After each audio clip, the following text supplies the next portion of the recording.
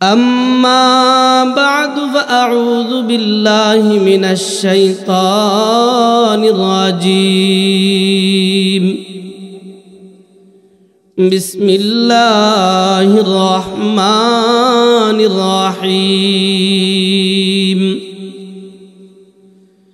أم حسبت أن أصحاب الكهف والرقيم كانوا من آياتنا عجبا إذ أوى الفتية إلى الكهف فقالوا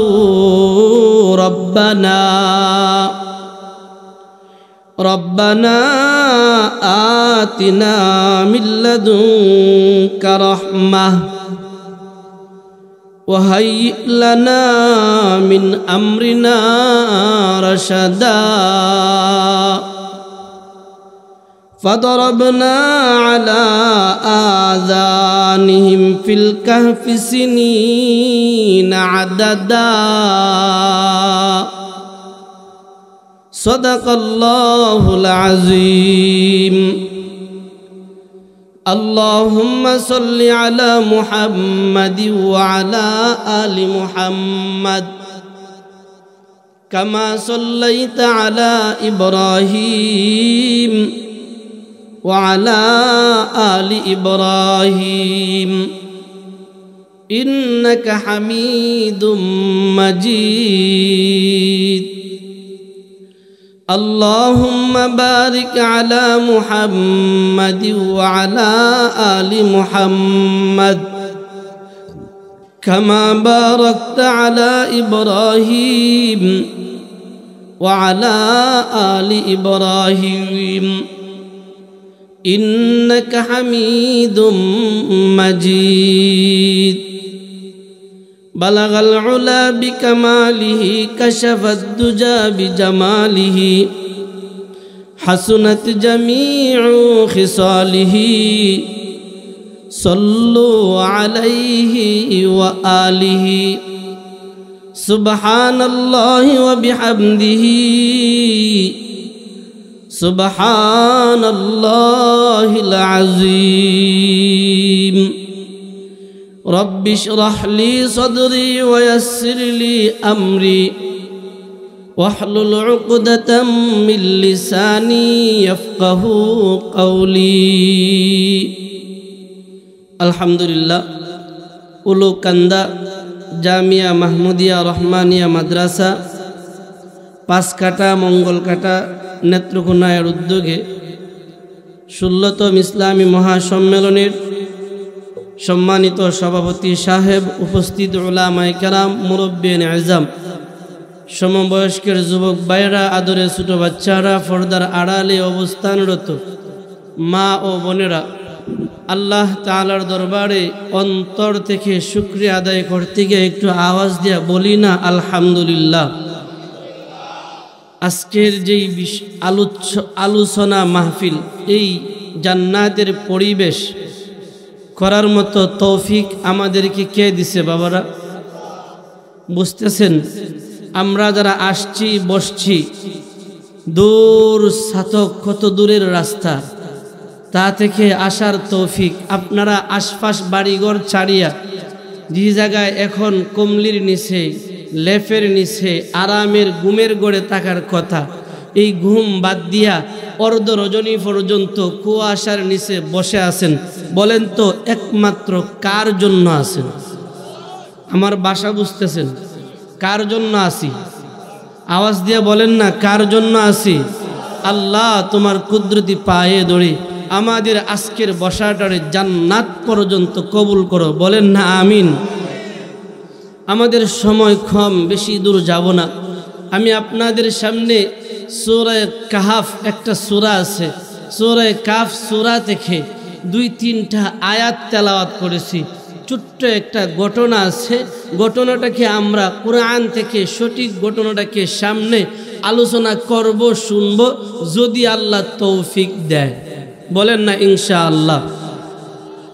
সূরাটার ব্যাপারে অনেক ফজিলত, বেশি ফজিলত বলা সম্ভব না, শর্ট একটা ফজিলত আপনাদেরকে বলি।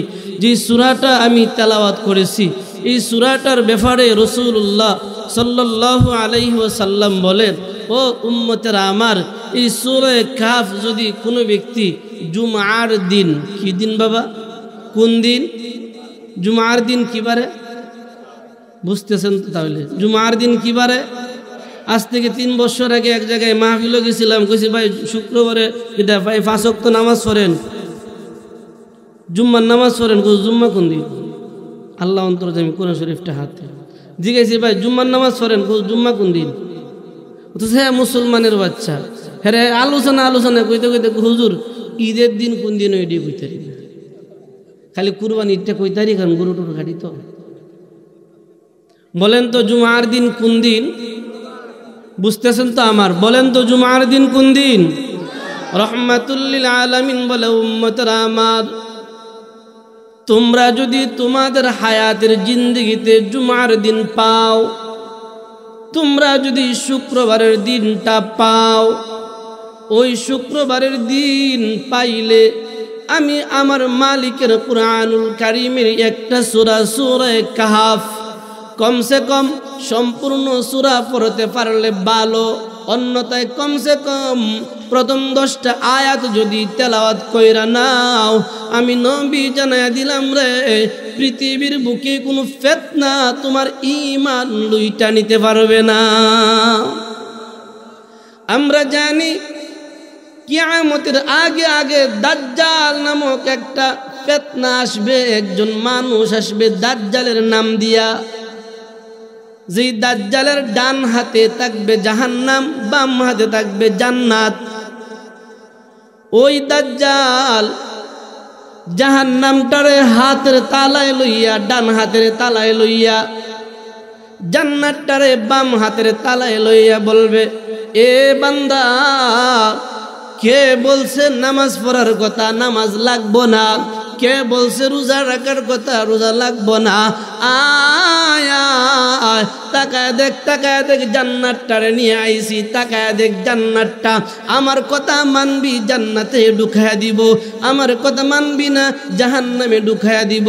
রহমাতুল লিল আলামিন কয়, এমন ফিতনার সময় যদি আমার কোন উম্মত সূরা কাহফ তেলাওয়াত কইরা লয়, আমার আল্লাহ ওই ভয়ানক ফিতনা, দাজ্জাল নামক ফিতনা থেকে তার ঈমানটারে আল্লাহ কুদরতি হাতে হেফাজত করবে। ও ভাই, শুধু দাজ্জালের ফিতনা না, বর্তমানেও 2-3টা ফিতনার মধ্য থেকে একটা ফিতনা হলো কাদিয়ানির ফিতনা। কাদিয়ানিরা আপনার আমার নবীরে শেষ নবী মানে না। আপনারা বলেন তো, আমাদের নবীর পরে কি আরো নবী আছে? আমাদের নবীর পরে কি আরো নবী আইব? আয় নাই, আইতো না, আয় নাই, আইতো না। কিন্তু চিন্তা করে দেখছেননি, কাদিয়ানির দলেরা বলে, কে বলছে মুহাম্মদুর রাসূলুল্লাহ শেষ নবী, মুহাম্মদের পরে আমাদের গোলাম আহমদ কাদিয়ানি আইছে, ওই কাদিয়ানিটাও হলো শেষ নবী। আল্লাহর রাসূল কয়, না না, আমারে আল্লাহ খাতামুল আম্বিয়া বানায়া দিছে, আমারে আল্লাহ ইমামুল আতকিয়া বানায়া দিছে, আমারে আমার আল্লাহ শেষ জামানার জন্য শেষ নবী বানায়া দিছে। লাউকান বাদি নবিয়ান লাকানা উমর, যদি আমার আল্লাহ আমার পরে নবী বানাইতই, যদি আমার পরে আমার আল্লাহ নবী বানাইতই, উমর রে বানাইতো। কিন্তু রে উম্মতরা আমার পরে আর কোনো নবী নাই, কারণ আমি হলাম আনা খাতামুন নবীন। চিন্তা করেন কত বড় ফিতনা। ওই কাদিয়ানির দলেরা বলে মুহাম্মদ শেষ নবী না, তারা নাকি শেষ নবী। বলেন তো, আমাদের শেষ নবীর পরে নবী আছে? ওই কাদিয়ানিও কিন্তু ঈমান লইটা নিতেছে, সাধারণ মানুষ চিনে না, বুঝে না। আপনার আমার নবী কয়, যদি তুমি শুক্রবার দিন কমাস কম জুমার নামাজের দিন সূরা কাহফ তেলাওয়াত কইরা লও, আমার আল্লাহ কুদরতি হাতে কাদিয়ানি নামক ফিতনা দেখে তোমার ঈমানটারে হেফাজত করবে। আরো একটা ফিতনা আছে, নাম কইতাম না, সাদিয়ানি। দরকার নাই, এরাও কিন্তু আমরা ঈমান নেই টেহা দিয়া 3000 টাকা দিমুনে সিল্লাত লই এলাও, 5000 টাকা দিমুনে সিল্লাত লই এলাও। ওই যে টেহার লোভ দেহায়া সিল্লাই না, বলে ওইটা হলো সাদিয়ানি, এইটা হলো কাদিয়ানি, দুটা একই সূত্রে গাথা। আমার নবী কয়, যদি তুমি শুক্রবার দিন জুমার নামাজের দিন সূরা কাহাফ তেলাওয়াত কইরা লাও, সাদিয়ানি নামক ফিতনা থেকে আল্লাহ বাঁচাবে, কাদিয়ানি নামক ফিতনা থেকে আল্লাহ বাঁচাবে। সবচেয়ে বড় ফিতনা দাজ্জালের ফিতনা থেকেও আমার আল্লাহ তোমার ঈমান বাঁচাবে। বলেন তো, একটা মানুষের জীবনে যদি ঈমান না থাকে কিচ্ছু আছে? ঈমান নাই, সব আছে। দুনিয়ার টাকার অভাব নাই, বাড়ির অভাব নাই, ক্ষমতার অভাব নাই, চেয়ারের অভাব নাই, লাঠির অভাব নাই, সুস্থতার অভাব নাই, সব আছে, ঈমান নাই। বলেন তো, আল্লাহর কাছে তার কোনো দাম আছে? আমার কথা বুঝতেছেন? আপনাদের মনে হয় বেশি খারাপ লাগতেছে, বেশি খারাপ লাগতেছে আপনাদের? লাগলে কোন আমি নাই, মাঝে আইসি অনেক দূর থেকে, একটু কই আইলাই, সুযোগ যেহেতু আপনারা দিচ্ছেন। জীবনে আল্লাহ তাআলা আর আনাই না আনাই, কি করবো, যদি সুযোগ পাইছি একটু কই, শুনেন না। বলেন তো, যার সিনাই ঈমান নাই, দুনিয়ার সব আছে, আল্লাহর কাছে তার দাম নাই। ঈমান নাই, সব আছে, আল্লাহর কাছে তার দাম নাই। কিন্তু দুনিয়ার কিচ্ছু নাই, টাকা নাই, পয়সা নাই, বাড়ি নাই, গাড়ি নাই, ক্ষমতা নাই, দুনিয়ায় মানুষ তারে তেমন সম্মানও করে না। কিন্তু মানুষটার সিনায় আছে আল্লাহর ঈমান, মানুষটার সিনায় আছে আল্লাহর ঈমান, মানুষটার সিনায় আছে একত্ববাদের স্বীকৃতি, মানুষটার মাঝে আছে 5 ওয়াক্ত নামাজ, মানুষটার মাঝে আছে রমজান মাসের রোজা, মানুষটার মাঝে আছে, মানুষটার সিনায় আছে আল্লাহর কোরআন। বলেন তো, দুনিয়ার কেউ তারে দাম না দিলে কে দাম দিবে? এ যুবক ভাই, বৃদ্ধ বাবারা, এই দুনিয়ার ফুলের মালা আমার আসে যায় না যদি মরার পরে আল্লাহ তাআলা ফুলের মালা না দেয়। আপনারা বলেন তো, আমরা যারা আজকে আছি দুনিয়ায় কি সারা জীবন থাকবো না একদিন মরব? কে কে বিশ্বাস করেন একদিন মরব? বিশ্বাস করি তো সবাই। আল্লাহ, যেই দিন আমরা মারা যাব, দয়া করে আমাদের সবাই রে ঈমানের সাথে, নেক আমলের সাথে মরণ দিও, বলি আমিন। ও যুবক ভাই, যদি বেঈমান অবস্থায় মারা যায়, দুনিয়ার সব আছে, শুধুমাত্র আমার সিনার ভিতরে ঈমান নাই, ঈমান নাই, দুনিয়ার সব আছে। এইটা হলো দাওরা হাদিস পর্যন্ত মাদ্রাসা। ওই মাদ্রাসার মাঝে হাদিসের কিতাব আদি আছে, অনেক কিতাব আছে হাদিসের কিতাবগুলি। হাদিস শরীফের মাঝে উল্লেখ করা হয়, রহমাতুল লিল আলামিন আমাদেরকে জানায় দেয়, উম্মতরা আমার, টাকার অভাব নাই, বাড়ির অভাব নাই, গাড়ির অভাব নাই, কিচ্ছুর অভাব নাই, শুধু ঈমানটা তার মাঝে নাই। ও যুবক ভাই, কথাগুলি একটু মন লাগায় শুনো। রহমাতুল লিল আলামিন কয়, দুনিয়ার সব আছে, ঈমান নাই। ওই বান্দাটার মৃত্যুর সময় যখন হবে, মৃত্যুর সময় যখন হবে, ওই বান্দাটা মৃত্যুর সময় আজরাইলের আকৃতিটা যেই মাত্র দেখবে, আজরাইল নাফরমানদের সামনে স্বাভাবিক সুরত নিয়ে আসবে না, ভয়ঙ্কর রূপ ধারণ করে আসবে। রহমাতুল লিল আলামিন কয়, একজন বেনামাজি বান্দার সামনে যখন আজরাইল আসবে, আজরাইলের 2 পাও থাকবে 7 তবক জমিনের নিচে, মাথা থাকবে 7 আসমানের উপরে। এত ভয়ানক আকৃতি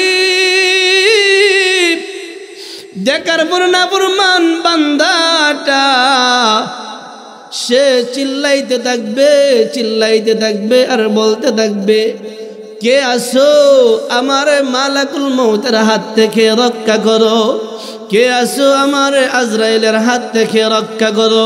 রহমাতুল লিল আলামিন কয় ওই নাফরমান তাকায় তাকায় দেখবে আজরাইলের বডিটা এত লম্বা হওয়ার পরে সে যেন পূর্ব পশ্চিম ডাইকা নিছে, তার বডিটা এত পাশ এত বড়।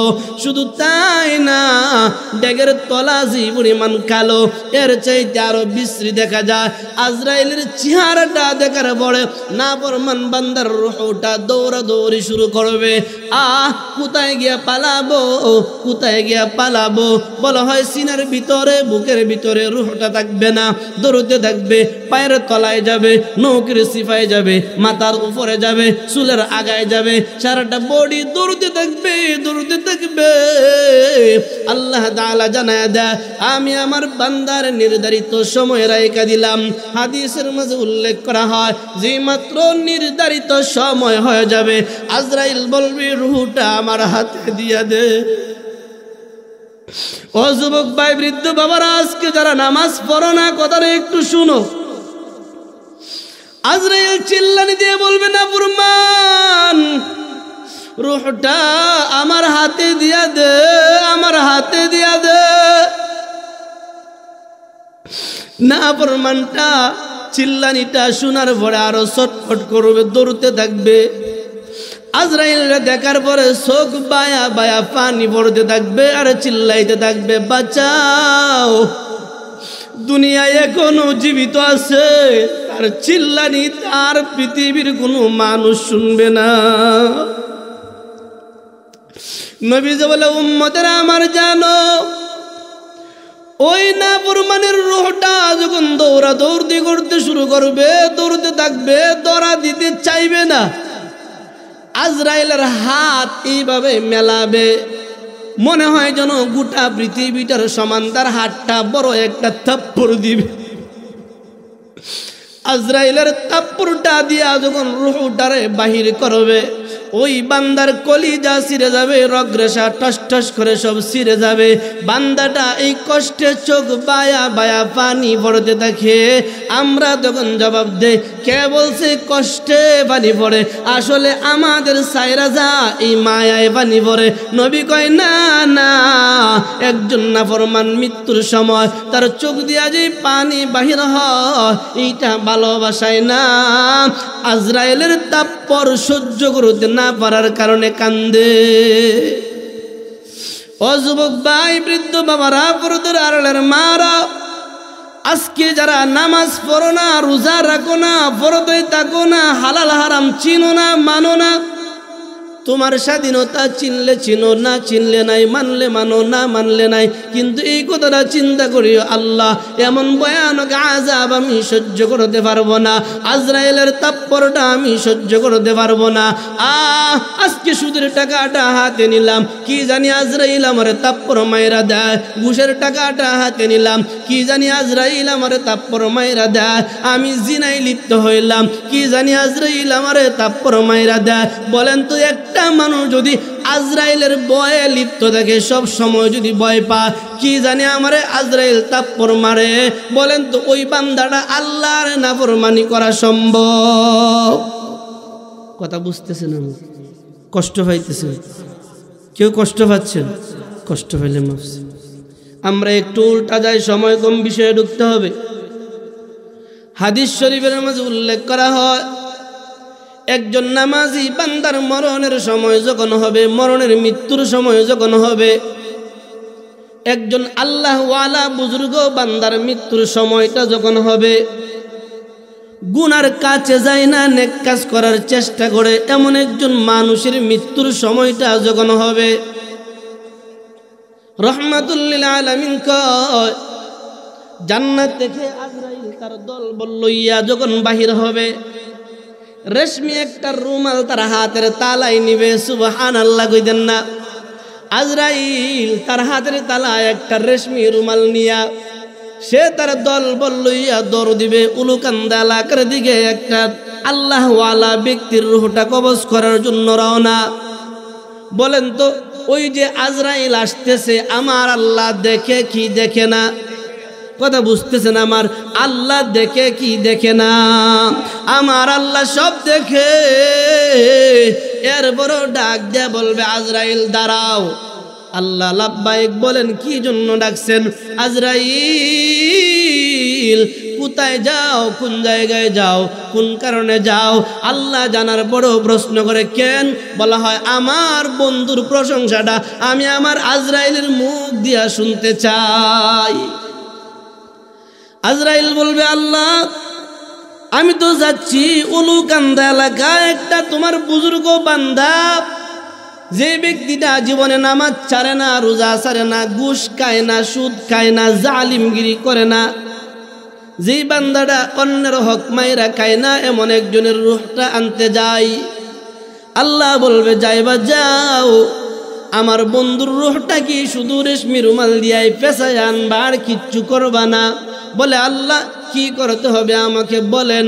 আল্লাহ তখন ডাক দিয়া বলবে ফেরেশতারা আমার, যাইবা যাও, সমস্যা নাই, যাও। ওই রুমালটার ভিতরে, রুমালটারে হাতে লইয়া আমার জান্নাতের ভিতরে ঢুকো, দেখো খুশবু আছে, জান্নাতের খুশবু আছে। জান্নাতের খুশবুটা আমার বান্দার রূহটা যে রুমাল দিয়া ফেসায়া আনবা, ওই রুমালে জান্নাতের খুশবু লাগায়া দাও। আজরাইল দৌড় দিবে, খুশবু আনবে, সুঘ্রাণ বাহির হতে থাকবে। আল্লাহ ওয়ালা বান্দাটা যেখানে তার মৃত্যুটা আছে, এই জায়গায় আল্লাহ তাআলা নিয়ে নিবে। আল্লাহ তাআলার বান্দাটা সে বিছানায় শুয়ে থাকবে। যত সময় নিকটবর্তী হবে তার নাকে তত জান্নাতের সুঘ্রাণ আসবে। সুবহানাল্লাহ কইতেন না? ভাষা বুঝতেছেন? যত নিকটবর্তী হবে মৃত্যুর সময়ের ততটাই জান্নাতের সুঘ্রাণ তার নাকে লাগবে। সে এক পর্যায়ে পাগল পারা হয়ে যাবে, আর বলতে থাকবে এত সুন্দর সুঘ্রাণ কোথায় থেকে আসতেছে, এত সুন্দর সুঘ্রাণ কোথায় থেকে আসতেছে। এ যুবক ভাই, কথাটা একটা আবার মনের কান লাগায় শোনো। আল্লাহর ওলিটার মৃত্যুর সময়টা যখন হবে, আজরাইল আইসা তারে বলবে না রূহটা আমার হাতে দিয়া দাও।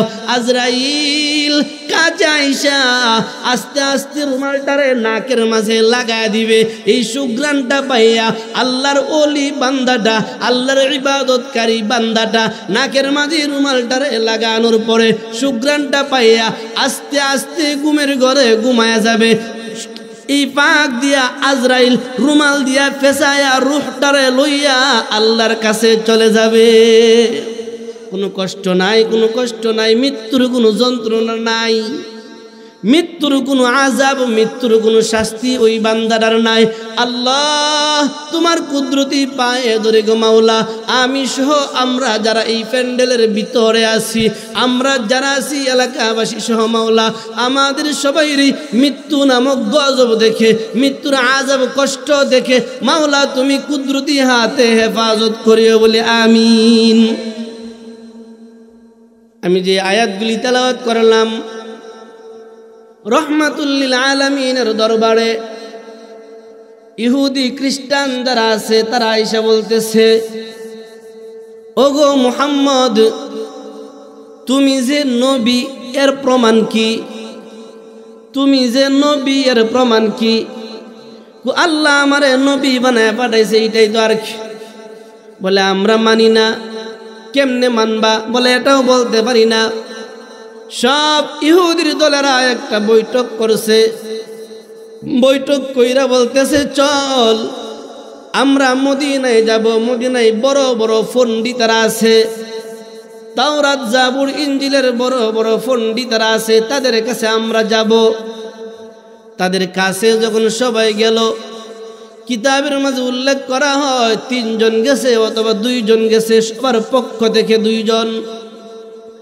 তারা যাওয়ার পরে বলতেছে, ও মদিনার পণ্ডিতেরা রে, আমরা মক্কা থেকে আসছিলাম একটা বিষয় জানার জন্য, স্পষ্ট বিষয়টা আমাদেরকে জানাইবা। বলে কি বিষয়? বলে আমাদের মক্কা একজন ব্যক্তি আছে যার নাম মুহাম্মদ, বলেন না সাল্লাল্লাহু আলাইহি ওয়াসাল্লাম। আমাদের মক্কায় একজন ব্যক্তি আছে যার নাম মুহাম্মদ, সে নাকি কালিমা দাবি করে, সে নাকি নবুয়তি দাবি করে, সে নাকি রসুল আমাদের মাঝে দাবি করে। ইহুদির ওই পণ্ডিতেরা, মদিনার পণ্ডিতেরা বলে তার নাম মুহাম্মদ। বলে হ মুহাম্মদ। বাবার নাম কি? বলে আব্দুল্লাহ। মায়ের নাম কি? বলে আমিনা। ওই মদিনার পণ্ডিতেরা ডাক দিয়া কয়, আনেওয়ালা মক্কার লোকেরা তাকায় দেখো, তৌরাতের ভিতরে তাকায় দেখো, জাবুরের ভিতরে তাকায় দেখো, ইনজিলের ভিতরে তাকায় দেখো, আসমানি 104 খানা সহিফা কুরআন ব্যতীত সবগুলি কিতাবের মাঝে তাকায় দেখ, তাকায় দেখ, এই মুহাম্মদ যে নবী আমার আল্লাহ সব কিতাবে লেখা দিছে। ওই মুহাম্মদ যে নবী সব কিতাবে লেখা আছে। এরপরও যাও মুহাম্মদের কাছে তোমরা যাও, মুহাম্মদ রে গিয়া 3টা প্রশ্ন করবা। 3টা প্রশ্নের সঠিক জবাব যদি মুহাম্মদ দিতে পারে বুঝা নিয়ে উনি নবী। যদি 3টা প্রশ্নের জবাব দিতে না পারে বুঝা নিয়ে উনি নবী না, উনি নবী না, উনি একজন প্রতারক। মক্কার লোকেরা মদিনা থেকে আইসা সবাইরে শোনাইছে, চলো আমরা গিয়ে আব্দুল্লাহর ছেলে মুহাম্মদ রে একটা প্রশ্ন করব। মুহাম্মদ, যদি তুমি নবী হয়ে থাকো আমাদেরকে 3টা বিষয়ের জ্ঞান দাও। 1 নাম্বার, রূহ কি জিনিস, রূহ এর ব্যাপারে আমাদেরকে ব্যাখ্যা দাও। 2 নাম্বারে বলো না এমন কোন মানুষটা, যে মানুষটা পৃথিবীর আনাসে কানাসে গোটা পৃথিবীটা সফর করেছে, ওই মানুষটার নামটা আমাদেরকে জানায় দাও। ও মুহাম্মদ, 3 নম্বরে আমাদেরকে জানাও, আজ থেকে অর্থাৎ মুহাম্মদের যুগ থেকে, নবীর যুগ থেকে 5 থেকে 700 বৎসর আগে একটা ঘটনা ঘটছিল। আসহাবে কাহফ বা আসহাবে রাকিব নামক একটা ঘটনা ঘটছিল। এই ঘটনার পরিপূর্ণ বিবরণ আমাদেরকে শোনাও। যদি 3টার জবাব দিতে পারো রে বুঝে নিব তুমি মুহাম্মদ, যদি না পারো বুঝবো তুমি প্রতারক। বলেন তো আমার নবীর 40 বৎসর জিন্দিগি, নবুয়তি পাওয়ার আগে 40 বৎসর জিন্দিগির ভিতরে একটা মিথ্যা কথা বলছে? কথা বুঝেন না? আপনার আমার নবী 40 বৎসরের ভিতরে একটা মিথ্যা কথা বলে নাই। কন্যা সুবহানাল্লাহ। ও ভাই, নেতা চিনো না? গম চুরি করলে বুঝি বড় নেতা হয়, এর পিছনে দৌড়ে জুতা কয় করো। চাইলের বস্তা টনকে টন ফুকুরে লুকা রাখে, এর পিছনে দৌড়ে দৌড়ে জুতা কয় করো। না রে ভাই না, নেতা তো তারে কয় যার জিন্দিগিতে মিথ্যা কথা নাই। পৃথিবীতে সব চাইতে বড় নেতা যিনি, তিনি মুহাম্মাদুর রাসূলুল্লাহ সাল্লাল্লাহু আলাইহি ওয়াসাল্লাম। শুধু 40 বছর না, জন্ম থেকে মৃত্যু পর্যন্ত একটা মিথ্যা কথাও বলে নাই। নেতা যদি মানো ওরে মাইনো, ওই মুহাম্মদ রে নেতা মাইনো, দুনিয়াতেও সফল আখিরাতেও সফল। আল্লাহ আমাদের কবুল করো বলে আমিন। বলে মুহাম্মদ জন্মের পর থেকে 40 বৎসরের ভিতরে তোমার একটা মিথ্যা কথা বলতে আমরা শুনি নাই। ও মুহাম্মদ, এখন যে তুমি মিথ্যা বলতেছো না, এটা বিশ্বাস করি না। তোমাকে আমরা 3টা প্রশ্ন করলাম, যদি সঠিক উত্তর দিতে পারো তাহলে আমরা বুঝবো তুমি আসলেই নবী। যদি তোমরা সঠিক জবাব দিতে না পারো বুঝে নিব তুমি একজন প্রতারক। রহমাতুল লিল আলামিন বলে, যাও যাও, আগামী কালকে আইসো, 3টার জবাব আমি নবী দিয়া দিব ইনশাআল্লাহ। বলে নাই। বলে কেন বলে নাই? আমার আল্লাহ বলায় নাই। কন্যা সুবহানাল্লাহ। এইটা আমার আল্লাহর ইশারা। একদিন চলে গেল, মুহাম্মদের কাছে জিব্রাইল আসে না। 2 দিন চলে গেল, জিব্রাইল আসে না। 3 দিন চলে গেল, 15 দিন চলে গেল। তাফসীরে মারিফুল কোরআনের মাঝে উল্লেখ করা হয় 15 দিন বিদায় নেওয়ার পরে জিব্রাইল 15 দিন পরে আয়েশা বলে, মুহাম্মদ আপনার প্রশ্নের জবাব 15 দিন পরে কেন আসছে জানো? আপনি কিন্তু ইনশাআল্লাহ বলেন নাই। যেহেতু বলেন নাই, আমার আল্লাহ একটু রাগ হয়েছে, একটু বেজার হয়েছে, এই জন্য 15টা দিন আপনারে যেমনে মন চায় এমনে ব্যবহার করছে। ও মুহাম্মদ, আর আপনারে ব্যবহার করার বিষয় নাই। আমার আল্লাহ তাআলা আপনার কাছে সূরা কাহফ নামক পরিপূর্ণ সূরাটা দিয়া আমি জিবরাইলে পাঠায়া দিছে। জিবরাইল আয়েশা বলতেছে, পয়গম্বর শোনো, নাহনু নাকুসু আলাইকা নাবাহুম বিল হক। আল্লাহ তাআলা যা বলছে সব সত্য বলছে। আপনারা কি কোন কথা বুঝতেছেন? আমার আল্লাহ যা বলছে মিথ্যা না সত্য? আওয়াজ দিয়ে বলেন না, আমার আল্লাহর কথা মিথ্যা না সত্য?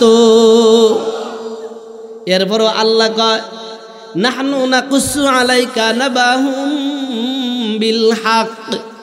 ও নবী আমার, আমি আল্লাহ তোমারে সত্য সত্য একটা ঘটনা, পরিপূর্ণ ঘটনা আমি আল্লাহ বলতেছি, শুনো। আল্লাহর কথা তো এমনি সত্য। এরপরও আল্লাহ কয়, নবী আমার, আমি আল্লাহ তোমারে সত্য ঘটনাটা আমি আল্লাহ জানাইতেছি। কারণ হলো, যে জামানায় ঘটনা ঘটছিল মুহাম্মদ, তোমার থেকে প্রায় 500-700 বছর আগে ঘটনা ঘটছিল।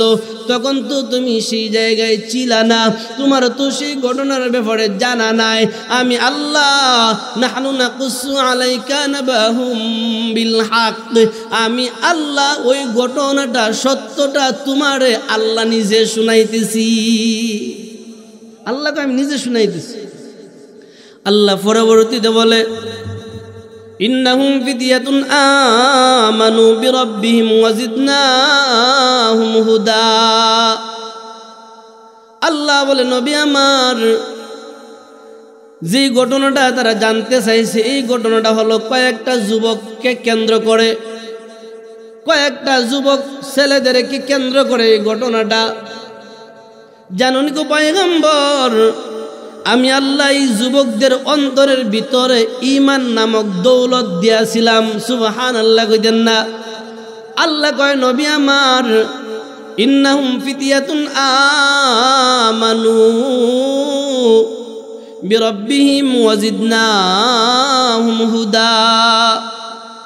আমি আল্লাহ নিজে তাদের অন্তরে হেদায়েতের আলো দিছি, নূর দিছি, এমনকি হেদায়েতের উপর অটল থাকার মতো তৌফিকটুকু আমি আল্লাহ দিয়া দিছি। ঘটনাটা কি? বলা হয়, নবী আমার, আপনার জামানা থেকে প্রায় 700 বছর আগে দুনিয়ায় একজন জালিম বাদশা ছিল। জালিম বাদশা, সে গোটা দেশটারে শোষণ কইরা কইরা চালাইতো।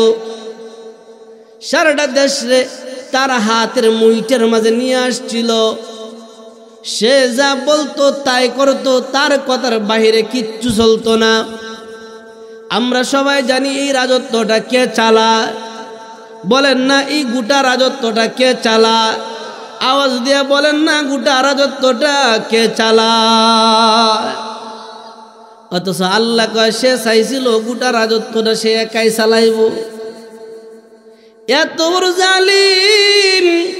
আমি আল্লাহ রে আল্লাহ বলেন মানে না, আমি আল্লাহ রে আল্লাহ বলে সে ডাকে না, আমি আল্লাহ রে আল্লাহ বলে স্বীকৃতি দেয় না। শুধু দেয় না তাই না, সে নিজের হাতে পচা মাটি দিয়া একটা পুতুল বানাইতো, মূর্তি বানাইতো। ওই মূর্তিটারে রং দিত, বন দিয়া বানাইতো, পাঁচা দিয়া, বাঁশ দিয়া, রড দিয়া খাড়া কইরা রাখতো। নিজের হাতে পচা গান্দা মাটি দিয়া, রং দিয়া, বন দিয়া বানায়া বানায়া এইটারে সে খুদা বলে ডাকতো, এইটারে সে ইবাদত করতো, পূজা করতো। শুধু সে একা করতো তাই না, গোটা দেশের মানুষগুলির উপরে বাধ্যতামূলক কইরা দিছে আমার দেশে বসবাস করতে হলে মূর্তির পূজা করতেই হবে। এমন বাধ্যতামূলক করছে। শুধু খালি বাধ্যতামূলক করছে তাই না, তার একটা এলান হলো এমন, কিতাবের মাঝে উল্লেখ করা হয় গোটা দেশের প্রত্যেকটা বিচার বিভাগে, আইন বিভাগে প্রত্যেকটা বিচারকের চেয়ারে কাঠগড়ায় প্রত্যেকটা সংবিধানের মাঝে এই কথাটা বাধ্যতামূলক লেখা দিছে, যদি বাদশার হুকুম কেউ না মানো, এই দেশের ভিতরে বসবাস করো, বাদশার হুকুম দেরি করতে নাই, তাড়াতাড়ি তারে ফাঁসির কাস্টে ঝুলানো হবে। বাদশা যার ইবাদত করে, যার পূজা করে, তার দেশে থাকতে গেলে তার পূজা করতেই হবে, অন্যথায় ফাঁসি। বুঝছেন নি বিষয়টি? সে এমন কোনো জুলুম নাই যে জুলুমটা সে করে না। আমার কথা বুঝে থাকলে বলেন তো, জুলুমের ধ্বংস একদিন আছে না নাই? জালিম যত বড় ক্ষমতাওয়ালা হোক না কেন, এর চাইতে বড় ক্ষমতাওয়ালা কে? নমরুদের চাইতে বড় ক্ষমতা তো দুনিয়াত কেউ আসেন না, কিন্তু এর চাইতে বড় ক্ষমতা আল্লাহর। ফেরাউনের চাইতে বড় ক্ষমতা আল্লাহর, কারুনের চাইতে বড় ক্ষমতা আল্লাহর, সাদ্দাতের চাইতে বড় ক্ষমতা আল্লাহর, ট্রাম্পের চাইতে, বুশের চাইতে বড় ক্ষমতা আমার আল্লাহর। পৃথিবীতে যত ক্ষমতাওয়ালারা আছো, এই কথাটা যাই না রাখো, আমি যত বড় জালিম হই না কেন, আমি যত বড় ক্ষমতাওয়ালা হই না কেন, সব চাইতে বড় ক্ষমতাওয়ালা আমার আল্লাহ। এন ক্ষমতা শেষ। জালিম বাদশা যখন এমন ফায়সালা দিয়া দিস, সব মানুষগুলি আতঙ্কের মাঝে আছে। কেউ বয়ে নামাজ পড়ে না, বয়ে কেউ মাটির সেজদা দেয় না, বয়ে কেউ মসজিদের দিকে যায় না, বয়ে মুসলমানরাও পর্যন্ত আল্লাহর ডাক দেয় না, কিছু হইলে ওই মূর্তিরে ডাক দেওয়া লাগে। কিন্তু আমি দেখছি এখন বর্তমানে আমাদের বিধর্মী ভাইয়ারাও বেশি বিপদে পড়লে কয় আসমানের মালিক আল্লাহ কই, হেরাও ডাক। কিন্তু দুঃখ লাগে, আফসুস লাগে রে কপাল বুড়া যুবক ভাই, আমরা বিপদ পড়লে আগে আল্লাহর কাছে যাই না, মেম্বারের কাছে দৌড়ি, চেয়ারম্যানের কাছে দৌড়ি, ক্ষমতার এলাকার মাতাব্বরের কাছে দৌড় দেই। আল্লাহ কয় না না, বিপদে পড়ছস রে বান্দা, আমি আল্লাহর কাছে হাজিরা দিয়া দে, আমি আল্লাহর কাছে পেশ কর, আমি আল্লাহর কাছে সব বইলা দে, আমি আল্লাহ কুদরতি হাতে তোমারে বিপদ থেকে রক্ষা করব। বলেন তো, যত ক্ষমতাওয়ালায় যত বিপদেই পড়ি না কেন, কে আছে? আল্লাহ কয় জানো পয়গম্বর, ওই জালিম বাদশা যখন সারাটা দেশ এইভাবেই পরিচালনা করতেছে, তার কথা মতো চললে মুক্তি, না হলে ফাঁসি। ঠিক ওই রাষ্ট্রের ভিতরে বড় বড় এমপি মন্ত্রীর কয়েকটা ফ্যামিলি থেকে আমি আল্লাহ বাইসা বাইসা 60টা যুবকরে কবুল করে লাইছি। সুবহানাল্লাহ কইদেন না? আরেক কিতাবে আছে 9টা যুবকরে আল্লাহ কবুল করে লাইছে। প্রসিদ্ধ মতামত হলো 7টা যুবকরে আমার আল্লাহ কবুল কইরা লাইছে। আল্লাহ কয় পয়গম্বর, ইন্নাহুম ফিতিয়াতুন আমানু, আমি আল্লাহ তাআলা কয়েকটা যুবকের অন্তরের ভিতরে ঈমান নামক দৌলত দিয়া দিলাম। শুধু দিলাম তাই না, বিরব্বিহিম ওয়াজিদনাহুম হুদা, এই যুবকগুলি ঈমান নামক দৌলতটা পাওয়ার পরে ঈমানের উপর ইস্তেকামত থাকার জন্য আমি আল্লাহ তাদের সাহায্য করছি। আল্লাহ বলে, জানো ও নবী আমার, জালিম বাদশা যখন সংবাদটা পাইছে, কি সংবাদ? যে আমার দেশের মাঝে সারা দেশের সব মানুষগুলি মূর্তির পূজা করে, সারা দেশের সব মানুষগুলি দেবতারে পূজা করে, কয়েকটা যুবক ফুলাপান আছে ওরা পূজা করে না। যেমন আপনারা জানেন আমাদের জাতির পিতার নাম কি? আলহামদুলিল্লাহ, আমাদের জাতির পিতার নাম ইব্রাহিম আলাইহিস সালাতু ওয়াস সালাম। ইব্রাহিম পয়গম্বরের বয়স যখন মাত্র 7 বছর, ইব্রাহিম পয়গম্বরকে ওই জামানার জালিম ফেরাউন না নমরুদ দেখেডা, নমরুদ দে কন্যা ফেরাউন না নমরুদ দে ডাকা নিয়া কয় ইব্রাহিম তুমি বলি কারে সেজদা দেও, আমারে সারা হাসাইতো। ও ইব্রাহিম তুমি বলি আমারে সেজদা দেও না। পুরা সংসদ বড়া এমপি মন্ত্রী উচ্চ লেভেলের লোকেরা সংসদ পুরা ঘেরাও করা, সবার সামনে ইব্রাহিম ডাক দেয়া কয় ইব্রাহিম তুমি বলি আমারে সেজদা দেও না, কারে দেও? আপনার আমার বাবা জাতির পিতা ইব্রাহিম আলাইহিস সালাতু ওয়াস সালাম 7 বছরের শিশু ডাক দিয়া কয় কে কইছে আপনারে সেজদা দেই না? যে কে কইছে? বলে এই যে বড় মজলিস এতগুলি মানুষ কইছে। চিন্তা করেন কি সাহস আমার আল্লাহ তার সিনায় দিয়া দিছে। জালিম বাদশার সামনে দাঁড়ায় কয় নমরুদ এতগুলি মানুষ মিথ্যা বলে না, এরা যা কইছে সবাই সত্য কইছে। এরা এতগুলি মানুষ কি মিস কথা কইব? এতগুলি মানুষ তো মিস কথা বলার কথাই না, প্রশ্নই আসে না। ওই যুবকগুলির ব্যাপারে যেই মাত্র শুনছে সারা দেশের মানুষগুলি আমার সেজদা দেয়, আমার মূর্তির সেজদা দেয়, কিন্তু এই যুবকগুলি মূর্তির সেজদা দেয় না। বাদশাহ ওই যুবকগুলিরে ডাকায় আনছে সামনে। সামনে যখন আসছে আল্লাহ তাআলা জানায় দেয় ওয়ারাবাতনা আলা কুলুবিহিম ইয কামু সুবহানাল্লাহ। আল্লাহ তাআলা জানায় দেয় জানো গো পয়গম্বর ওই জালিম বাদশা যখন তাদেরকে ডাকায় আনছে, তাদের সামনে জালিম বাদশার সামনে যখন তারা দাঁড়াইছে, তাদের কলবের ভিতরে আছে ঈমান, তাদের কলবের ভিতরে আছে তাদের রবের ভয়, তাদের কলবের ভিতরে আছে মৃত্যুর ভয়, তাদের কলবের ভিতরে আছে জাহান্নামের ভয়, তাদের কলবের ভিতরে আছে জান্নাতের লোভ। ওই ঈমানওয়ালা কলবগুলিওয়ালা মানুষগুলি যখন যুবকগুলি যখন কামু জালিম বাদশার সামনে দাঁড়াইছে, জালিম বাদশা ডাক দিয়া কয় এ যুবকেরা সত্যি করে বলে তো তোমরা কারে সেজদা দেও? তোমরা কি আমার বানানো মূর্তির সেজদা দেও না? তোমরা কি আমার বানানো মাটির পুতুলটারে সেজদা দেও না? আল্লাহ তাআলা জানায়া দেয় নবী আমার এই যুবকগুলি তখন চিল্লানি দিয়া তারা তাদের কণ্ঠটারে চায়রা দিয়া কয় এতগুলি দেশের মানুষ যখন সাক্ষী দিছে আমরা আপনার মূর্তিরে সেজদা দেই না, সত্যি কথাই কইছে। সারা দেশের মানুষে কইছে আমরা সেজদা দিই না। সারা দেশের মানুষ কি মিস কথা কয়? হাসারাই তো কইছে। ও কেন দেও না, কেন দেও না? বলে ও বাদশা মহোদয় নিজের হাতে মাটি দিয়া বানাইলাম, নিজের হাতে বন দিয়া বানাইলাম, কের দিয়া নেড়া দিয়া বানাইলাম, তাও এইটা নিজে নিজে খাড়া হইতে পারে না, বাঁশ দিয়া খাড়া করলাম, তাও বাঁশটা যে সেখান দিয়ে দেই নাই ফাঁসা দিয়ে ঢুকাইছি। ও বাদশা মহুদ আগে মাফ চাই, আমি কিন্তু কারো টিটকারি করতেছি না, যেটা কথা এটাই আমি বলতেছি। আল্লাহর কাছে মাফ চাই, আশপাশ যারা আছে সবার কাছে মাফ চাই, কাউকে ধর্মের উপরে আঘাত দেওয়ার জন্য বলছি না। আল্লাহ হেফাজত করুক বলে আমিন।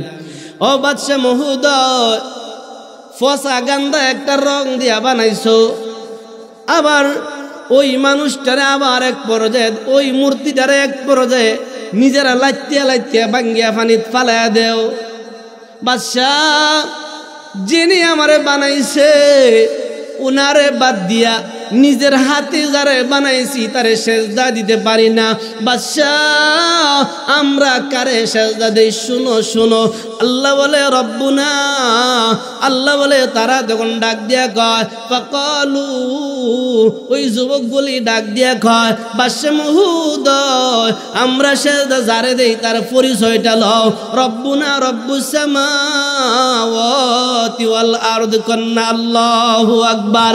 যুবকগুলি তারা তাদের কণ্ঠ ছাইড়া দিয়া কন, ও বাদশা মহোদয়, আপনি যে শুনছেন আপনার মূর্তির সেজদা দেই না, সত্যই শুনছো, আমরা সেজদা দেই রব্বুনা রব্বুস সামাওয়াত ওয়াল আরদ, আমরা তো ওই রব্রে সেজদা দেই যে রব আসমানের রব জমিনের রব। সুবহানাল্লাহ।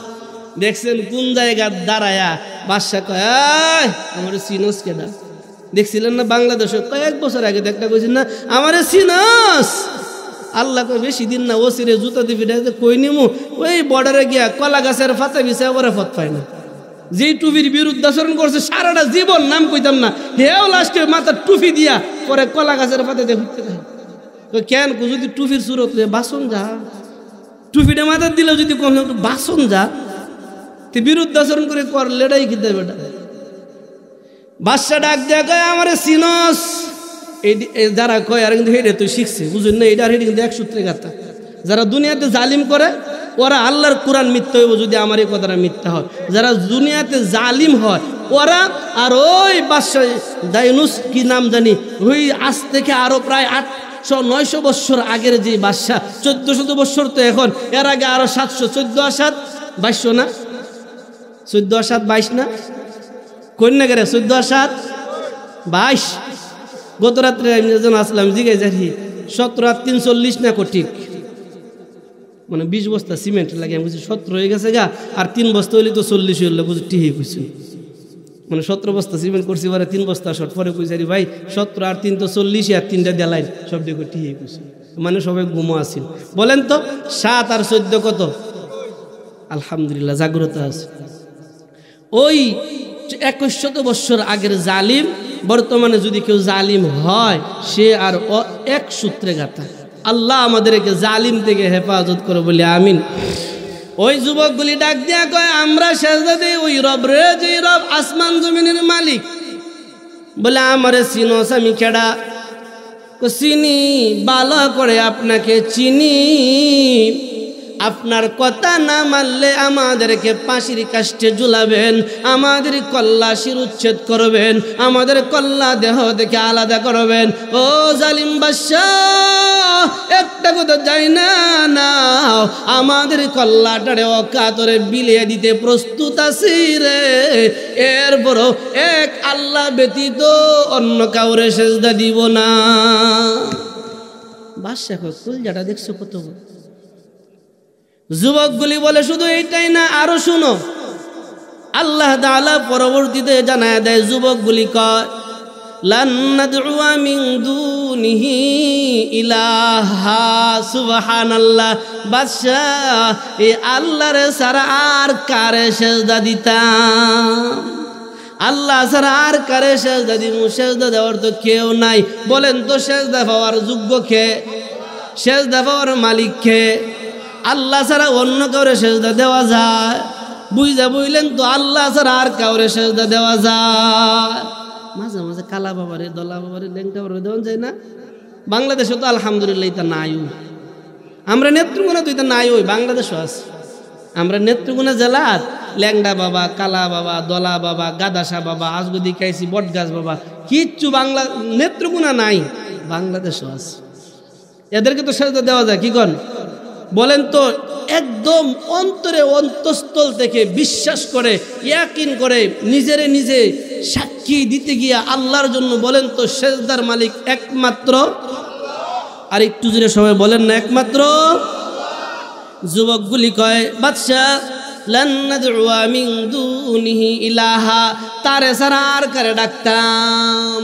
ও বাদশাহ, উনারে ছাড়া যদি আর কাউকে ডাক দে, উনারে ছাড়া যদি আর কারো ইবাদত করি, সেজদা দে, বাদশাহ রে, লাউ লাকাদ কুলনা ইযান শাতাতা, আমার আল্লাহ ছাড়া, আসমান জমিনের রব ছাড়া আর কাউকে সেজদা দিলে এইটা হয়ে যাবে পথভ্রষ্টতা, এইটা হয়ে যাবে জুলুমকারী, এইটা হয়ে যাবে জালিম। আমরা সীমা লঙ্ঘনকারী হব না, আমরা এক আল্লাহরে সেজদা দিব। বাদশা কয়, কার সামনে দাঁড়ায় কইতেছো চিননি? তো চিনি। ওই যুবকগুলি শুধু এতটুকুই না, লম্বা আলোচনা সংক্ষেপ করি। আল্লাহ তাআলা পরে জানায় দেয়, এই যুবকগুলি কয়, বাদশাহ, ও বাদশাহ, আমরা তো সেজদা দেই রব্বুনা রব্বুস সামাওয়াতি ওয়াল আরদ, আমরা তো সেজদা দেই আসমান জমিনের মালিক রে। তোমরা সেজদা দেও তোমাদের হাতে বানানো মাটির মূর্তিটারে, পুতুলটারে। ও বাদশাহ বলো তো, ওই যে তুমি সহ আশপাশ যারা আছে সব হলো আমাদের কওমের লোক, সব আমাদের গোত্রের লোক। কেউ বাবা, কেউ চাচা, কেউ মামা, কেউ ভাই, কেউ আত্মীয় স্বজন, সব নিজেরা। ও বাদশাহ হাউলাই কওমুনা হাউলাই কওমুনা ইত্তাখাযু মিন দুনিহি ইলাহা। ও বাদশাহ, ওই যে সামনে এত এত মন্ত্রী পরিষদের এমপি মন্ত্রীরা বসা আছে, এদেরকে জিগাও তো তারা যার ইবাদত করে, তারা যার সেজদা দেয়, ওর ব্যাপারে যেন আমাদের সামনে লাউলা ইয়াতুনা আলাইহিম বিসুলতানিম বাইয়িন কান্না সুবহানাল্লাহ। যুবকগুলি বলে বাদশাহ, আমাদের সামনে যারা আছে তারা তো আমাদের গোত্রের লোক, তারা তো ওর ইবাদত করে, তাদেরকে বলো তাদের মূর্তির পক্ষে একটা সঠিক দলিল যেন দেয়। একটা দেখেন যারা জালিম, এদের সামনে যদি হক কথা রাখেন, এই তুই কি বুঝছ, ধমক দে, এই বুঝলি বেটা কি বুঝছ বেয়াদব। আলহামদুলিল্লাহ আমাদের নেতৃগুণ নাই, বাংলাদেশে এমন কিছু মুরব্বী আছে বিচারক, যারা টাকা খাইয়া চা খাইয়া পকেটটা একটু গরম হইলেই বিচারটা উল্টায় আনে।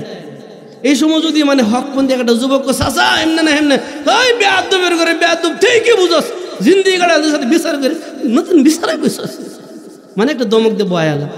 আসলে আছে জালিম, এ যে মিথ্যাবাদী, হ্যাঁ বুঝে না। ওই যুবকগুলিকে বাদশাহ, এই যে এতগুলি মানুষ আমরা সামনে বয়ে রয়েছে, সবটি তো আমরাই, এরারে কৌছে একটা দলিল দিত তাদের মূর্তির পক্ষে। কোন তো পারব? মূর্তির পক্ষে স্পষ্ট কোনো দলিল আছে? আছে বলেন না, মূর্তির পক্ষে কোনো দলিল আছে? আছে নাই, আছেও না, নাইও নাই, কিয়ামতের আগে আর আইতো না। সময় একদম কম, উঠে যায় না শেষের দিকে ইনশাআল্লাহ। বাদশারে ডাক দেয়া কয়, বাদশাহ বলো না একটা দলিল আমাদের সামনে দেওয়ার জন্য। ফামান আযলামু মিম্মান ইফতারা আলাল্লাহি কাযিবা। ওই যুবকগুলি কয়, আমরা জানি একটাও দিতে পারতো না, যদি দে এইটাই মিথ্যা কথা, যদি একটা দে এটা মিথ্যা কথা। আল্লাহ তাআলা জানায় দেয়, শুধু তাই না, এই যুবকগুলি লম্বা আলোচনা করার পরে জালিম বাদশা ডাক দেয়া কয়, এক কাজ করো, আজকের জন্য তোমরা চলে যাও, আজকের তোমরা চলে যাও, বাড়িতে যাও, বাড়িতে যাইয়া তোমরা তোমাদের চিন্তা ফিকিরটা একটু মাথাটা ঘুরাও, চিন্তা করে করে দেখো তোমরা কি ফাঁসির ঝুলিতে জ্বলবা, নাকি রব্বুনা রব্বুস সামাওয়াতি ওয়াল আরদির উপরে অটল থাকবা, তোমরা কি আসমান জমিনের রবের উপরে ঈমান অটল রাখবা, না আমার চোখের সামনে ফাঁসির কাষ্টে ঝুলবা। সিদ্ধান্ত তোমাদের, তোমরা বাড়িতে যাও, বাড়িতে গিয়ে চিন্তা ফিকির করো। আল্লাহ তাআলা জানায় দেয়, পয়গম্বর এই যুবকগুলি যখন বাড়িতে গেল, বাড়িতে যাওয়ার পরে এই যুবকগুলি চিন্তায় পড়ে গেল। তারা চিন্তা করতে লাগলো, আমরা এমন একটা জালিম বাদশার জামানায় আছি, যে জালিম বাদশা আমাদেরকে ছাড়বে না, আমাদেরকে জানে মায়েরা ফালাইয়া দিবে। ওই জালিম বাদশার সামনে আমরা হকের আওয়াজ উঠাতে পারবো না। এক এক করে সবাই বাড়ি থেকে বের হয়ে যাচ্ছে। সকাল যখন হলো, একজন একজন করে পৃথক পৃথক ভাবে পাহাড়ের দিকে আগাচ্ছে, পাহাড়ের দিকে আগাচ্ছে। আগাইতে আগাইতে আগাইতে আগাইতে সব যুবকগুলি একটা গুহার মুখের দ্বার প্রান্তে গিয়ে দাঁড়াইছে। একটা গুহার মুখে যখন সব দাঁড়াইছে, আল্লাহ তাআলা জানায় দেয়, ওয়াতারা শামসা ইযা তালাআত তাযাওয়ারু আন কাফিহিম যাতাল ইয়ামিন ওয়া ইযা গারাবাত তাকরিদুহুম যাতাশ শিমাল ওয়া হুম ফি ফাজওয়াতিন মিন যালিকা মিন আয়াতিল্লাহ। আল্লাহ তাআলা জানায় দেয়, এই যুবকগুলি গুহার সামনে গিয়ে দাঁড়াইছে। এমনকি এক পর্যায়ে তারা গুহার ভিতরে গিয়ে শুইছে। তারা একবার ডান দিকে কাত হয়, সূর্যটা আল্লাহ তাআলা সিস্টেমে ঘুরায় দেয়। একবার বাম দিকে কাত হয়, আল্লাহ সূর্যটা এক সিস্টেমে ঘুরায় দেয়। আল্লাহ তাআলা শুধু জানায় দেয়, শুধু তাই না, তারা যখন গুহার ভিতরে গিয়ে ঢুকে গেছে, ঢুকার পরে তাদের গুহার মুখটার মাঝে একটা কুকুর গিয়া দাঁড়াইছে। যুবকগুলি ডাক দিয়ে কয়, কুকুর তুই কেন আসলি, কোথায় থেকে আসলি, কেন আসলি? কুকুরটা সে তার বাসায় জানায় দেয়, ও আসহাবে কাফের যুবকেরা, ও 7টা যুবক, মন লাগায় শুনো রে, আমি এমনি আসি নাই। তোমরা 7 জন যার ইবাদত করো, আমি কুকুরও তার ইবাদত করি। নবী জানায় দিই, কুকুরটা কিন্তু ওই সাথীদের সাথী হওয়ার কারণে জান্নাতে যাবে। এজন্যই তো মুরব্বীরা আমাদের জানায় গেছে, সোহবতে সালে তোরা সালে কুনাত, সোহবতে সালে তোরা সালে কুনাত, সোহবতে তলে তোরা তলে কুনাত। এ আমার বান্দারা, এ আমার উম্মতেরা, ও যুবকেরা, সঙ্গী বানাইবা তো আল্লাহ ওয়ালা দেখে দেখে বানায়ো, সঙ্গী বানাইবা তো নেককার সঙ্গী বানায়ো। নেককার সঙ্গী বানাইলে একদিন না একদিন জান্নাতের আশা করা যায়। যেভাবে কুকুরটা আসহাবে কাফের যুবকদের সঙ্গী হয়ে যাওয়ার কারণে আমার আল্লাহ তার ও জান্নাতে দিয়া দিবে।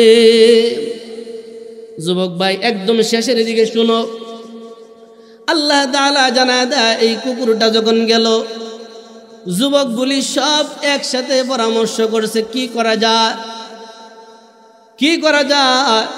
বলে আমরা বাড়ি সাইরা আসলাম, ঘর সাইরা আসলাম, সব কিছু সাইরা আমরা আসলাম, আমাদের কি আর করার আছে? আমরা মা বাবা ভাই বোন আত্মীয় স্বজন নিজের দেশ সব সাইরা চইলা আসছি, জালিম বাদশা দেখে বাইসা আল্লাহর ইবাদত করবো এই জন্য বাইচা আসছি। চলো আমরা 7 জন মিলিয়া একসাথে আসমানের দিকে 2টা হাত উঠায় একটা দোয়া করি। আল্লাহ তাআলা জানা দেয়, পয়গম্বর, ইযা আওয়াল ফিতয়াতু ইলাল কাহফি ফাকালু,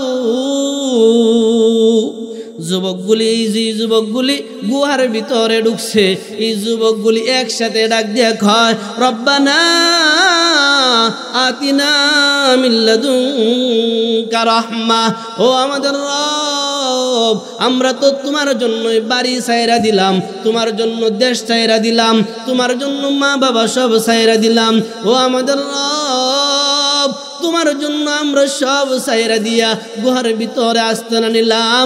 আল্লাহ গো, তোমার রহমতের আমরা আশাবাদী, আল্লাহ তোমার রহমতের আশাবাদী, সব তো ছাইরাই দিছি। বলেন তো, যে ব্যক্তিটা আল্লাহর রহমতের আশাবাদী হয়, তারে কি আল্লাহ নাকুচ করে? কথা বুঝতেছেন আমার? যিনি আল্লাহর রহমতের আশাবাদী হয়, তারে কি আল্লাহ নাকুচ করে?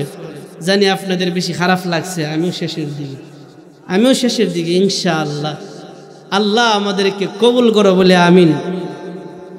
আল্লাহ তাআলা জানায় দেয়, নবী আমার, যুবকগুলির চোখের পানি যখন জমিন বাইসা যাচ্ছে, তাদের চোখের পানি তাদের দাড়ি বাইসা যাচ্ছে, তাদের বুক বাইসা যাচ্ছে, আমি আল্লাহ তাদের কান্না ডারে কবুল করে নিলাম। কন্যা সুবহানাল্লাহ। ও নবী আমার, এই যুবকগুলির কান্না ডারে আমি আল্লাহ কবুল করে নিলাম। শুধু কবুল করে নিলাম তাই না, কবুল করে নেওয়ার পিছনে মাধ্যমটা দেখো। আল্লাহ বলে, ফাদরাবনা আলা আযানিহিম ফিল কাহফি সিনিনা আদাদা। কন্যা সুবহানাল্লাহ।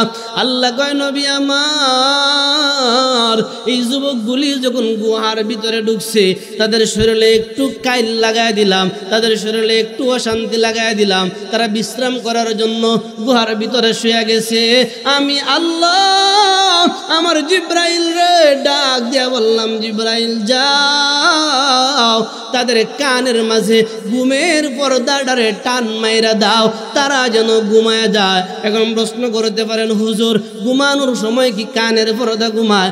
কান ঘুমায় না চোখ ঘুমায়? বৈজ্ঞানিকরা বলে আগে কান ঘুমায়, আল্লাহ বলে আগে কান ঘুমায়। বলে, বান্দা, ওয়াজআলনা নাওমাকুম সুবাতা ওয়াজআলনাল লাইলা লিবাসা। আমি আল্লাহ তাআলা রাত্রটারে অন্ধকার করে দিলাম, রাত্রটারে নিঝুম করে দিলাম। পৃথিবীর সব পক্ষীগুলির, পশু পাখি জানোয়াররার আওয়াজটারে আমি আল্লাহ নিস্তব্ধ করে দিলাম। কেন বলেন বান্দা তোমার কানে যেন পশু পাখিদের আওয়াজটা না ঢুকে, তুমি যেন শান্তিতে ঘুমাইতে পারো। এই জন্য আমি আল্লাহ রাত্রটারে অন্ধকার কইরা আমি আল্লাহ সব কিছু রে ঘুম পাড়াইয়া দিলাম। আল্লাহ কয় ফাদরাবনা আলা আযানিহিম ফিল কাহফি সিনিনা আদাদা। আমি আল্লাহ ফেরেশতাদেরকে আদেশ দিলাম, যারা কানের মাঝে নির্ধারিত ফেরেশতা আছে, কানের ঘুমের পর্দাটা টান মাইরা দাও। তারা ঘুমের পর্দাটা টান মারছে। ও নবী আমার, এই যুবকগুলি রে আমি আল্লাহ বেশি দিন ঘুম পাড়াই নাই, বেশি দিন ঘুম পাড়াই নাই। সুম্মা বা'আথনাহুম লিনা'লামা আইয়ুল হিজবাইনি আহসা লিমা লাবিসু আমাদা। আমি আল্লাহ বেশি দিন ঘুম পাড়াই নাই, অল্প কিছু দিন ঘুম পাড়াইলাম। ভাই তাফসীরের কিতাবের মাঝে উল্লেখ করা হয়, আল্লাহ তাআলা বলে ফাদরাবনা আলা আযানিম ফিল কাহফি সিনিনা আদাদা। আমি এই দিন রাখি নাই, মাত্র 309 বছর একটানা ঘুম পাড়াইলাম। সুবহানাল্লাহ কইতেন না? কয়দিন? 309 বছর। কতদিন বাবারা বলেন না কতদিন? 309 বছর একটানা ঘুম পাড়াইছে। আল্লাহ তাআলা জানায় দেয়, যখন ঘুম থেকে তারা জাগ্রত হয়েছে, অল্প কিছু সময় ঘুমাইছে। অল্প কিছু সময় বলতে বুঝছেন তো 309 বছর একটানা ঘুমাইছে। আল্লাহ বলে এরা যখন ঘুমাইছে, এদের দিকে যদি তোমরা তাকাইতা ভয় পাইতা, কারণ আমি আল্লাহ এমন একটা সিস্টেমে ঘুম পাড়াইলাম। 309 বছর পরে তাদের যখন ঘুম ভাঙছে, চোখগুলি কসলাইতেছে আর বলতেছে একটু আগে না ঘুমাইলাম, এত তাড়াতাড়ি ঘুম ভাঙ্গিয়া গেল। সুবহানাল্লাহ কইতেন না? ও যুবক ভাই, বৃদ্ধ বাবারা, সময় নাই, জীবনে দেখা নাও হতে পারে। শুনো, আমরা যারা ইমানদার হয়ে মরব, আমরা যারা আল্লাহওয়ালা হয়ে মরব, আমরা যারা ইমানে আমল নিয়ে মরব, কবরস্থানের হাজার হাজার বছর ঘুমানোর পরেও ইসরাফিল যখন সর্বপ্রথম সিংহায় ফু দিবে, দুনিয়াটা ধ্বংস হয়ে যাবে। দ্বিতীয়বার যখন সিংহায় ফু দিবে, সব মানুষগুলি কবর থেকে উঠতে থাকবে। আল্লাহর নবী কয়, ইমানদার বান্দারা চোখ কসলায় কসলায় বলবে, সবে মাত্র না ঘুমাইলাম, ঘুমটা কে ভাঙলো? সুবহানাল্লাহ কইতেন না? যুবকগুলো একটু আগে না ঘুমাইছি, আর কয়েকটা গায়ে দেখবার সকালে ঘুমাইছিলাম, দুপুরে উঠছি। কয় না না, দুপুরের সময় ঘুমাইছিলাম, সূর্যের অবস্থা যাইতেছে। কয় বেটা একটু আগে ঘুমাইলাম, কি শুরু করছো? যা পেটে খিদা লাগছে। কয়দিন ঘুমাইছে বলেন না? কয়দিন? 309 বছর একটানা আল্লাহ ঘুম পাড়াইছে। বলেন আল্লাহর পক্ষে সম্ভব না অসম্ভব? সময় কম ইনশাআল্লাহ। আল্লাহ তাআলা জানো ওই যুবকগুলির পক্ষ থেকে 1-2 রে পাঠাইছে, যাও বাজারে যাও, বাজারে যাইবা চুপে চুপে যাইবা, যেন জালিম বাদশা না দেখে, কারণ দেখলেই তো ধরে নিব। কোন তো 309 বছর আগের বাদশা কি আর আছে? 15 বছর আগের বাদশাই তো নাই। তে তো 309 বছর। আল্লাহ সবার হেদায়েত দাও বলি আমিন। 309 বছর পরে ঘুম থেকে উঠার পরে পকেটে যে মুদ্রা ছিল, টাকা ছিল, বলেন তো চলে না অচল? আরে বাংলাদেশের অবস্থায় দেখেন না, বিএনপি ক্ষমতাইলে আওয়ামী লীগের টিহা শেষ। আওয়ামী লীগ বিএনপি আইলে, আওয়ামী লীগ ক্ষমতাইলে বিএনপির ডা শেষ, বিএনপি আইলে আওয়ামী লীগের ডা শেষ। যদি কোনো মতে চরমুনায় তো সব শেষ, কোনো মতে জাতীয় পার্টি আইলে তো আরো সব শেষ। মানে যে আইব হেডটা নাঙ্গল দিয়ে বানায় লাইব অথবা হাত পাকা দিয়ে বানায় লাইব, শেষ। কেউ আয় দিব বাবার ছবি, কেউ আয় দিব জামাইয়ের ছবি, সব শেষ। 309 বছর আগের টিকে দেশও চলে। কষ্ট পাইতেছেন কেউ? আল্লাহর রাস্তায় মাফ চাই, কষ্ট দেওয়ার জন্য আইসি না। হয়তো বা আপনার কাছ থেকে মাফ চাওয়ার মতন সময় পাইতাম না, জীবনে দেখা না হইতে পারে, একটু কইয়াই লাই, বুঝেন না? কারণ অনেকের মনেই তো একটু ব্যথা আছে, একটু হাসি খুশি বার করি আর কি। আল্লাহ সবাই কবুল করো বলে আমিন। যুবকটা যখন যাবো খুব সাবধানে যাইবি, কিন্তু সাবধান। বাজারে গিয়া ওইটা একটা দোকানদারের সামনে ভাই রুটি দে দিছে, টেহাটা বার করছে, টাকাটা হাতে নিয়ে দেখে এটা কি টেহা? 309 বছর আগের টেহা তো দেখেছেও না, জীবনে কল্পনাও করার কথা না। আমরা যারা ছোটো আছিলাম 10 পয়সা আছেন, 5 পয়সা আছেন, 4 আনা আছেন, 8 আনা আছেন, ওখান তো 1 টিকিটাও নাই। আমরা ছোটোবেলা 4 আনা পয়সা দিলে বড় লোক আসলাম। আমারটা আমি কইতেছি, যারা হেফসখানাত পড়তাম, 4 আনা পয়সা যদি আব্বাই দিত, বড় লোক, সারাদিন মজা খাইতাম। ওখান তো 100 টাকা দিল, একটু খাওয়া যায় না, শেষ। যুবকগুলি যখন 2টা যুবক গেল, রুটিটা যখন তার হাতে দিস, টাকাটা দেওয়ার পরে গায়ে খারাপ করতে আনছিস ও ভাই বর্তমান জমানার টিহাই তো এই তো একটু আগে ঘুমাইছিলাম গুহা তো আইসি ও না বেজাল আছে খারাপ তোর ভিতরে মনে হয় গুপ্তধন আছে কারণ এইটা তো আমরার দেশের টাকা না কয় বেটা আমরা দেশের টিহাই তো কেটা কইছি টিহাটা দেখবে আমার বর্তমানে টিহা দেখা তোর টিহা থেকে আমরা দেশের কেটা কইছি অনেক যুবক দিয়ে পড়ছে বিপদ পুরা বাজারের মানুষ ব্যারিকেড দিছে কি হয়েছে এই দুইটার কাছে গুপ্তধন আছে এরা কয় না না না গুপ্তধন নাই আছে তো দইরা নিয়ে গেল বর্তমান জামানার বাদশা বড় একজন আল্লাহর ওলি মানুষ বড় ইনসাফওয়ালা মানুষ ওই বাদশার কাছে নেওয়ার পরে বাদশারে বলতেছে বাদশা তাকায় দেখেন সে গুপ্তধন আছে কিন্তু সে কথাটা বলতেছে না বিষয়টা বলতেছে না বাদশা বলে এই দুইটা লোকেরা আমার বাড়ির মেহমান বানাও বিষয়টা আমার বোঝার আছে বাদশা ডাক দিয়া কয় যুবক সত্যি করে বল বলে বাদশা সত্যি টত্যি কিচ্ছু বুঝি না আমরা 7 জন যুবক গুহার ভিতরে একটু আগে ঘুমাইছিলাম আমরা পেটও খিদা লাগছে ঘুম ভাঙছে আমরা 2 জন রেফাড়াইছে খাবার নিতাম এখন আমরা কেন বন্দি করছেন টাকাটা হাতে লয়ে কয় এ যুবক তোরা কতদিন ঘুমাইছস বল ও জানি না তুমি ওই জালিম বাদশার হাত থেকে বাঁচতে গিয়া গুহার ভিতরে ঢুকছিলাম ঘুমাইছিলাম একটু আগে ঘুম ভাঙছে গবেষকরা গবেষণা কইরা ডাক দিয়া কয় বাদশা এইটা তো আজ থেকে 309 বছর আগের টাকা আল্লাহ তোমার কুদরতি পায়ে ধরি আমাদের সবাই রে ওই গুহার 7 জন যুবকের ঈমানের মতো ঈমানদার আমাদের বানাও বলে আমিন বাবা অনেক কষ্ট হয়েছে আল্লাহুম্মা সাল্লি আলা মুহাম্মাদি ওয়া আলা আলি থাক বাবারা থাক আমার কষ্ট হইতেছে কথা কিন্তু শেষের দিকে মানে একদম সংক্ষেপে আল্লাহ তাআলা জানায় দেয় জানো ওই জালিম বাদশার যুবকগুলি যখন আল্লাহওয়ালা বাদশার সামনে আয়েশা দাঁড়াইছে তখন বলে তোমরা 2 জন শুধু মেহমান হলেই চলবে না সবাই রে নিয়ে আস তারা 2 জন বলে আমরা যাইতে পারবো আইতে পারতাম না কেন বলে তারা যে আমাদেরকে পাঠাইছে এটাই বড় সতর্ক সাবধান বলে কি করন বলে এখন করণ বুঝি না কাদ্য দেন চলে যাই বাদশা বলে এক কাজ করেন আপনাদেরকে অফার দিচ্ছি অফার আপনাদের বর্তমান জামানার বাদশা আমি নিজে আপনারা দেখছেন আমি জালিম না জুলুম করি না আল্লাহ আমারে ধরতো না আশা করি আল্লাহ হেফাজত করুক আপনারা এক কাজ করেন আমার দেশে সবাই চলে আসেন আইসা আপনারা আপনাদের জন্য আমি নির্ধারিত বাসা বাড়ি যা লাগে সব দিয়ে দে আপনারা আল্লাহর গোলামি করেন আল্লাহ বলে জানুনি গো পয়গাম্বর যে যুবক মক্কার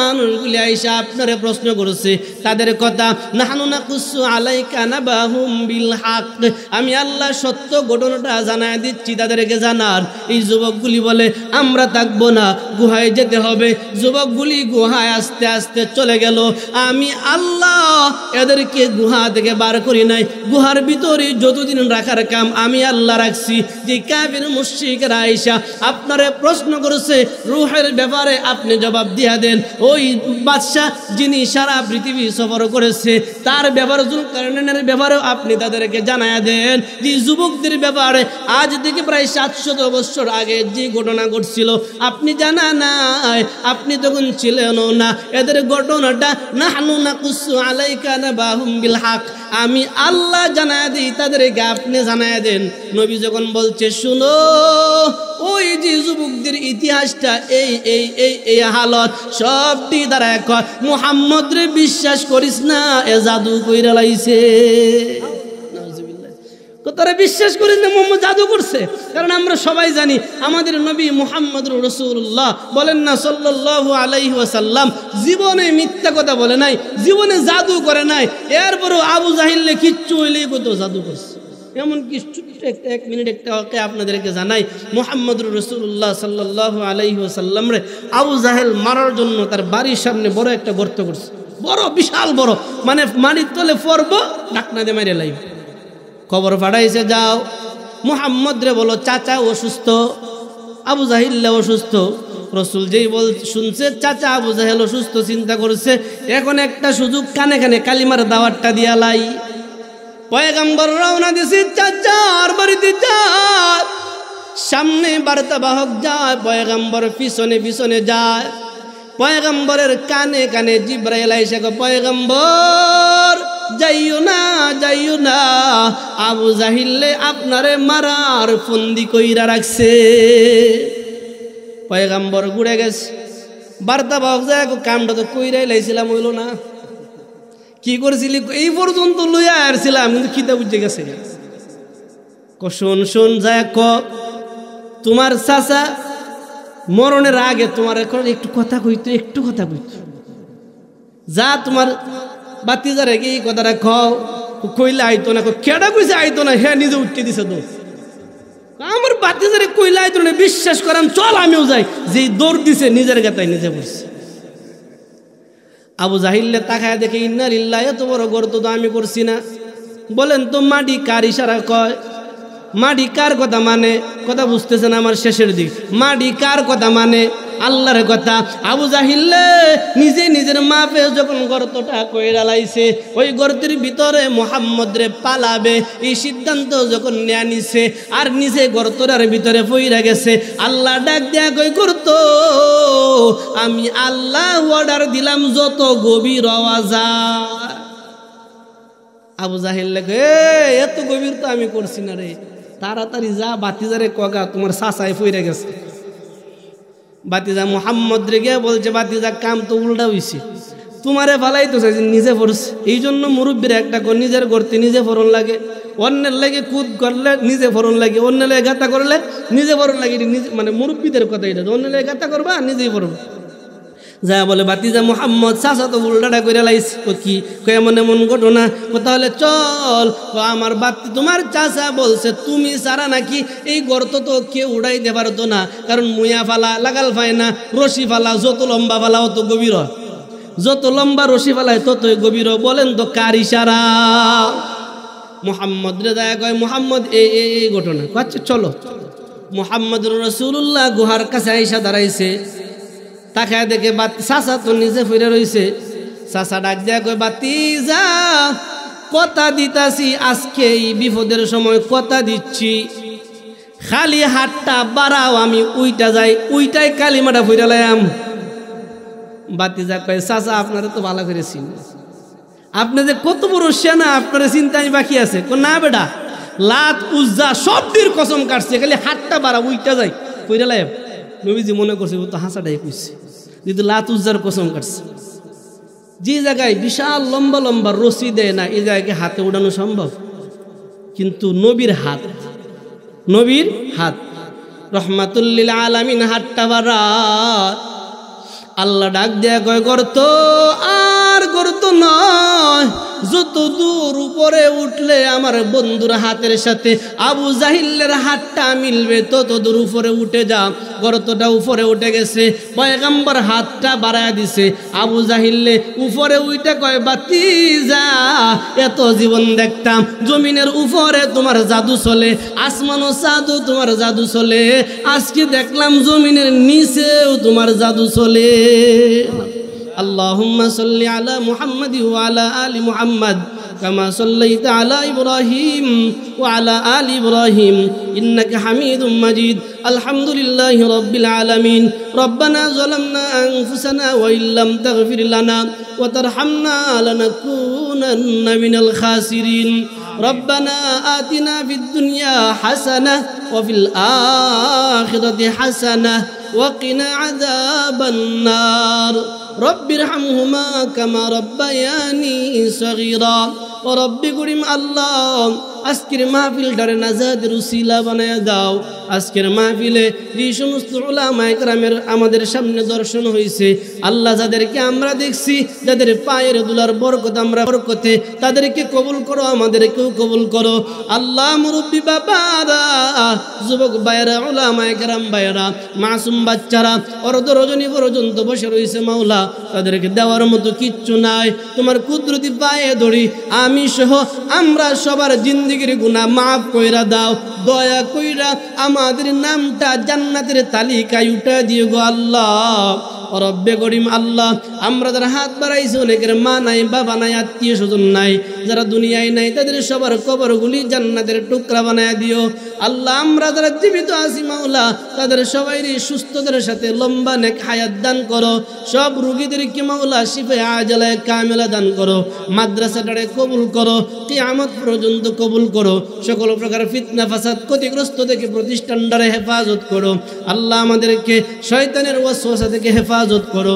সকল প্রকার বালা মুসিবত আযাব গজব থেকে আমাদেরকে রক্ষা করো আল্লাহ। মাদ্রাসার শিক্ষক শিক্ষিকা, ছাত্র ছাত্রী, এলাকাবাসী, কর্তৃপক্ষ মাওলা, এলাকাবাসী সহ সবাইকে কবুল করে নাও আল্লাহ। মাদ্রাসাটারে আমাদের এলাকাবাসীর জন্য, আমাদের জন্য নাজাতের উসিলা বানায় দাও আল্লাহ। ছোট্ট বাংলাদেশটারে হেফাজত করো। সকল প্রকার মাওলা ষড়যন্ত্রের হাত থেকে হেফাজত করো, জালিমদের হাত থেকে রক্ষা করো, শান্তির দেশ হিসাবে কবুল করো আল্লাহ। আমাদের সবাইকে মক্কা মদিনা জিয়ারত করার তৌফিক দাও। সকল প্রকার দুর্ঘটনা অ্যাক্সিডেন্ট থেকে হেফাজত করো। আমাদেরকে হালাল রিজিক দাও, ঈমান নেক আমল ওয়ালা জিন্দেগি দাও, গুনাহ মুক্ত জিন্দেগি দাও। তোমার নবীর আদর্শ ওয়ালা উম্মত হওয়ার মতো আমাদের সবাইকে তৌফিক দাও। হাসবুনাল্লাহু নি'মাল ওয়াকিল, নি'মাল মাওলা ওয়া নি'মান নাসির। সাল্লাল্লাহু আলা খাইরি খালকিহি মুহাম্মদ ওয়া আলা আলিহি ওয়া আসহাবিহি আজমাইন। আমিন বিরহমাতিকা ইয়া আরহামার রাহিমিন। কেউ কষ্ট দিয়া থাকলে মাফ